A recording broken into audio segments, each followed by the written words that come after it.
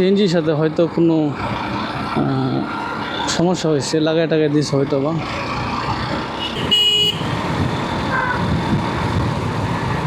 সর্বোচ্চ 10 থেকে 12 মিনিট লাগতে পারে রাস্তা এখন ভালো থাকলে। তো মাওনা পার হয়ে আমরা কিন্তু চলে যেতেছি এমসি মোড়ের দিকে। আপনারা যারা আমার ব্লগ দেখেন আপনাদের মনে হয় মুখস্থ হয়ে যেতেছে যে মাওনার রাস্তাগুলো কেমন, কোনটার পরে কোন স্টেপ।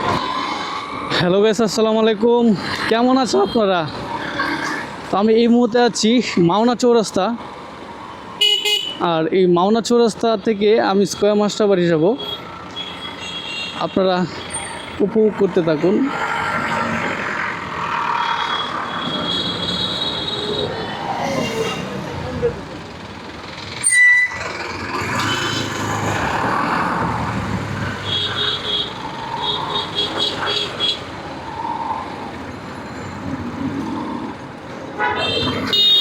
মাওনা চৌরাস্তা আসলে কিন্তু এই রাস্তাটা বেশ করে এক জাম থাকে। এটা হচ্ছে একটা সরু গল্লি।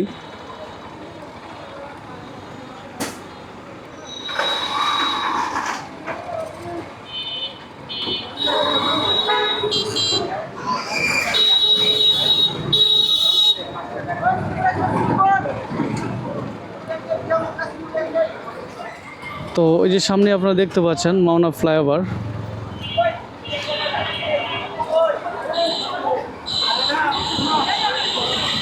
আমি এখন ফ্লাইওভারের নিচ দিয়ে টার্ন নেব।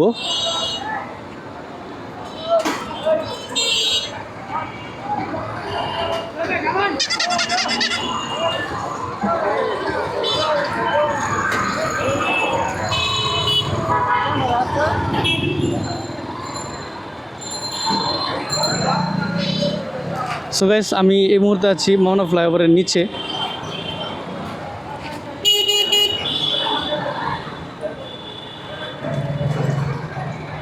এই যে দেখেন, এই রাস্তার এই চারপাশটা কিন্তু আগে অনেক ফলের দোকান ছিল, কিন্তু বর্তমানে কোনো ফলের দোকান নেই।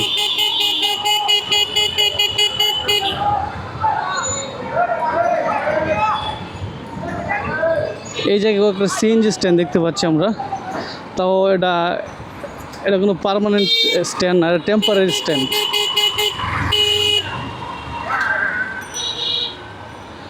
আমরা যদি এই দিকটা লক্ষ্য করি, এই দিকের রাস্তাটা অনেক ময়লা ছিল, বর্তমানে পরিষ্কার করা হয়েছে। অনেক ফুটফুটে একটা রাস্তা দেখতে পাচ্ছি আমরা। পরিষ্কার, বিশেষ করে পরিষ্কার যাই বলবো, ফাইনালি পরিষ্কার।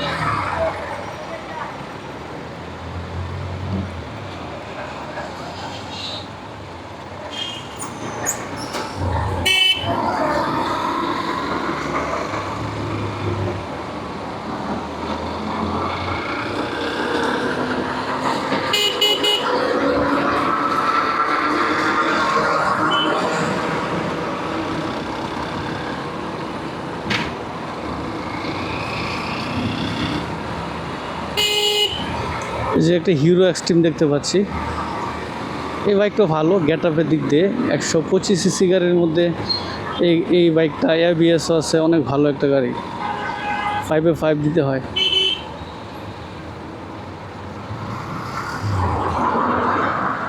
আমি আসলে ওই বাইকটা অনেক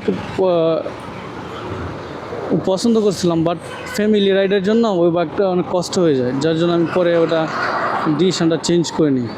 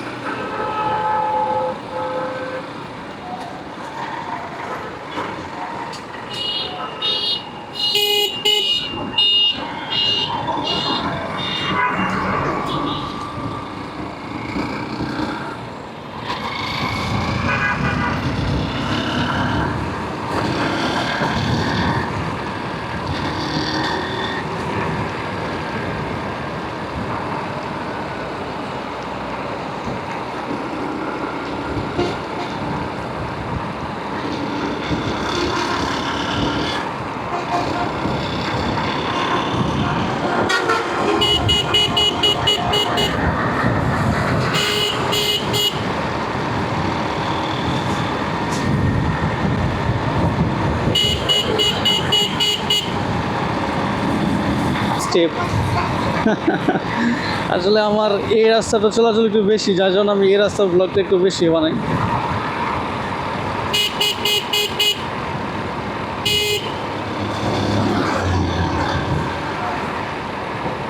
আর আকাশটা অনেক ক্লাউডি, যে কোনো সময় বৃষ্টি হতে পারে, যার জন্য একটু বেশি টানতে হইতেছে।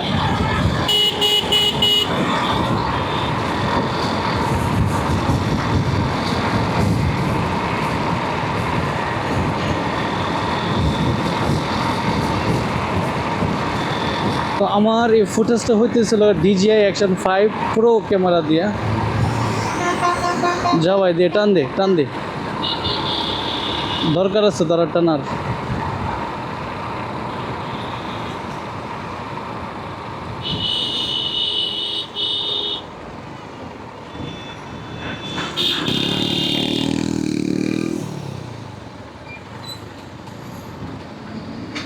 তো এমসির মোড় এসে একটা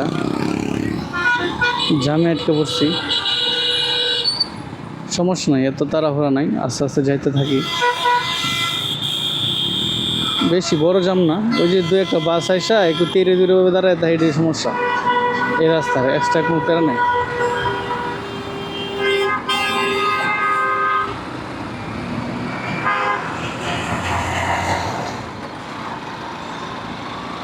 ওই যে রাস্তার ভেতরে, রাস্তার মধ্যে কত বড় বড় গর্ত, ওটা দেখার কোনো লোক নাই।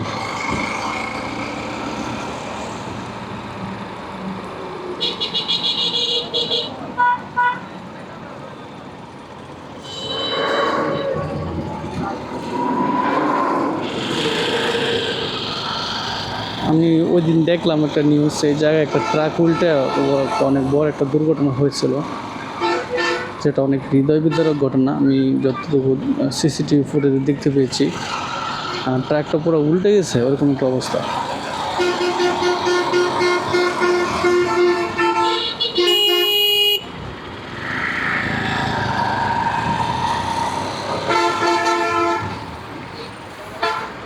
দেখি চিপা দিয়ে বের হইতে পারি কিনা।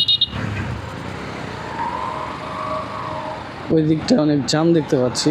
ফাইনালি আমরা এই সরু গলিটা দিয়ে বেরিয়ে গেছি। এখন লেটান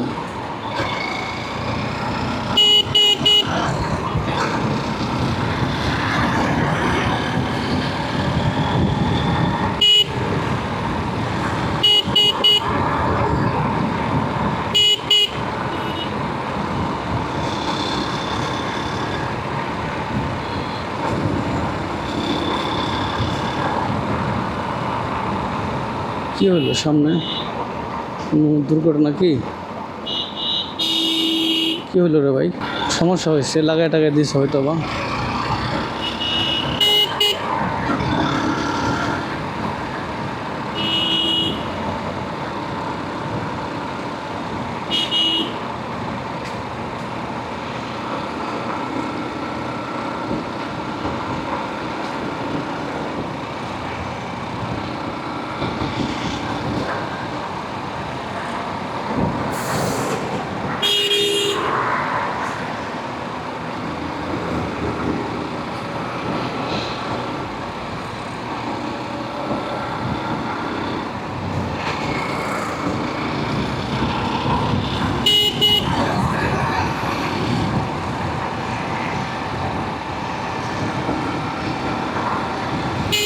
পিছনে আলো মিশিয়ে আসতেছে এই রাস্তার নায়ক। দিয়া দিই ভাই, দরকার নেই নায়কের সাথে পাঙ্গা নেওয়া। আমি দেখি ফাঁকটাতে ঢুকে যেতে পারি না। ঠিক আছে, আমি ফাঁকে দেওয়ার কারণ হচ্ছে এই নয়নপুর আইসায় আলো মিশিয়ে একটা স্টপেজ দিবে, আর যদি আমরা আগে না যেতে পারি তাহলে কিন্তু আলো মিশিয়ে রাস্তাটা ব্লক করে দেবে। এই জন্য একটু বেশি ঠান্ডা হয়েছে।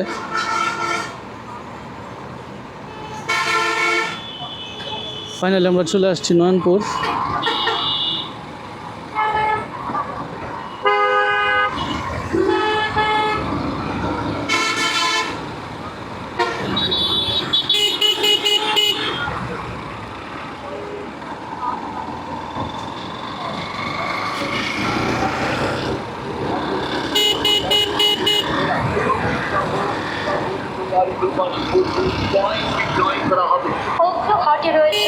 সামগ্রিকনের সাবি আনার ব্যবস্থা।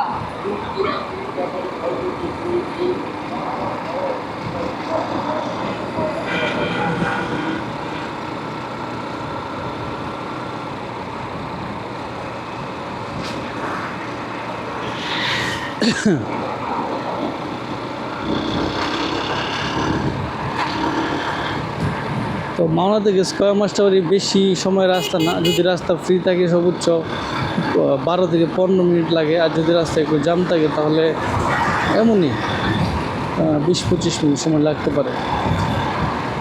আর যদি আপনার ভাড়া দিক দিয়ে চিন্তা করেন, আপনি যদি বাস ধরে আসেন তাহলে হচ্ছে 20 টাকা। আর যদি আপনি চিন্তা করেন যে আমি কোন সিএনজিতে যাব তাহলে আপনাকে 30 টাকা গুনতে হবে ফিক্সড ভাড়া।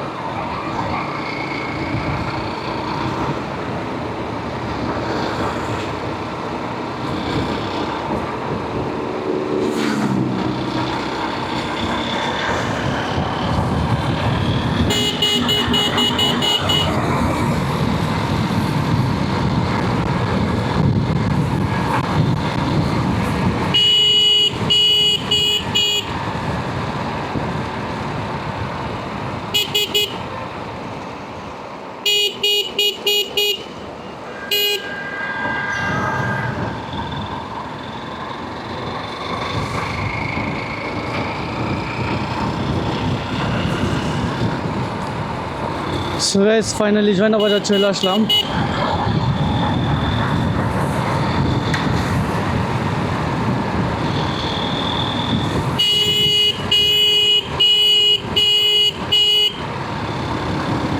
যাওয়ার সময় জয়না বাজারটা অনেক ব্যস্ত ছিল, বাট আসার সময় কিন্তু অনেকটা ফ্রি দেখতে পাচ্ছি। ওয়াও, রাস্তা এমন থাকলে রে ভাই বেশি 10 মিনিটে মাওনা থেকে যাওয়া যাবে, 10 মিনিটের বেশি লাগবে না।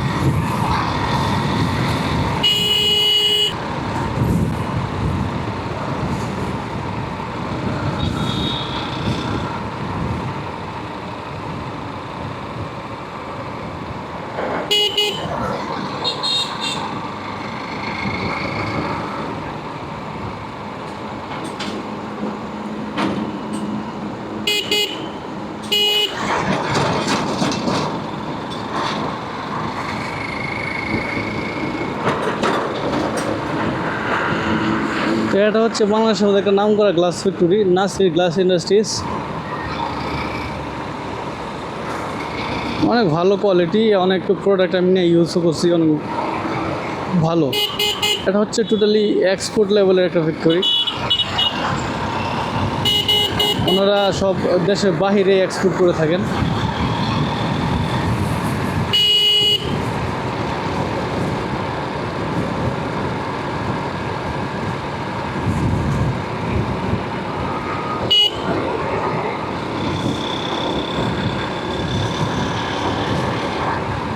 তো ওই দিকটা একটা প্রজেক্ট হইতেছে, অনেক বড় একটা প্রজেক্ট। ওই যে আপনারা দেখতে পাচ্ছেন ম্যারট, এই প্রজেক্টটা অনেক বড়।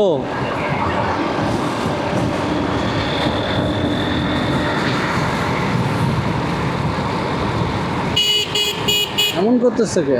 ও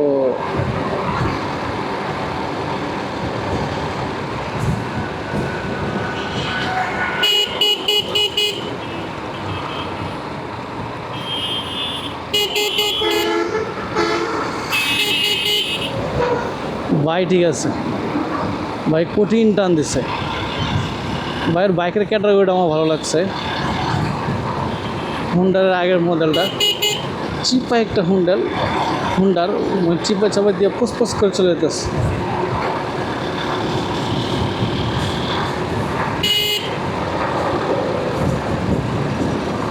সো গাইস, ফাইনালি চলে আসছি স্কয়ার মাস্টারবাড়ি।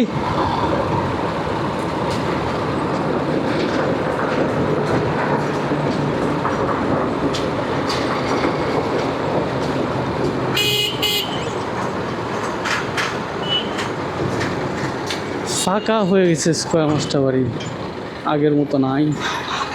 রাস্তার সাইড দিয়ে একদম ফাঁকা দেখতে পাচ্ছি।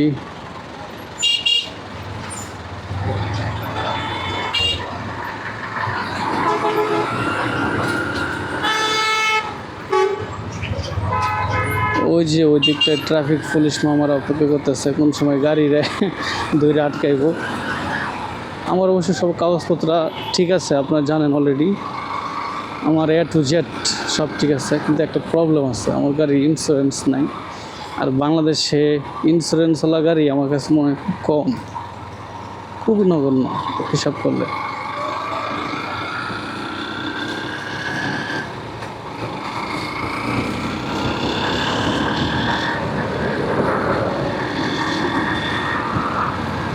এটা হচ্ছে ক্রাউন প্রাইভেট লিমিটেড, আর সামনে হচ্ছে আমার বাসা। তো আজকে এ পর্যন্তই। ভিডিওটি আপনাদের কাছে কেমন লেগেছে অবশ্যই সবাই কমেন্টের মাধ্যমে আমাকে কমেন্ট করে জানাবেন। আর যদি আমার চ্যানেলে নতুন হয়ে থাকেন, চ্যানেলটিতে লাইক করে সাবস্ক্রাইব করে দিন, যেন ভিডিও ছাড়ার সাথে সাথে আপনার কাছে আমার ভিডিওটি পৌঁছে যায়। আর সেই পর্যন্ত সবাই সুস্থ থাকবেন, ভালো থাকবেন। দেখা হচ্ছে নতুন কোনো এক ভিডিওতে। আল্লাহ হাফেজ।